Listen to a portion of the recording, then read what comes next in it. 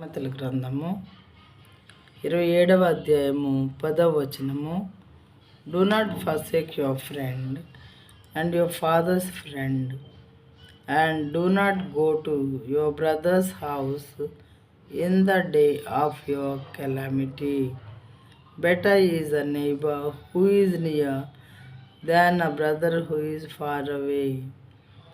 నీ స్నేహితునినైనను నీ తండ్రి స్నేహితుని అయినను విడిచిపెట్టకుము.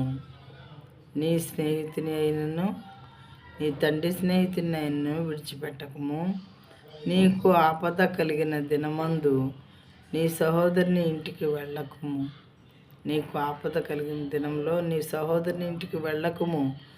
దూరంలోనున్న సహోదరుని కంటే దగ్గరలోనున్న పొరుగువాడు వాసి.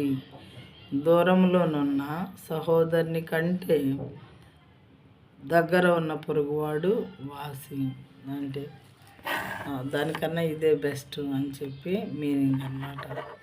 అందుకని చెప్పి దేవుని వాక్యాన్ని హృదయంలో ఉంచుకొని మనం మెలిగేవారిగా ఉంటే మనకి క్షేమం జరుగుతుంది.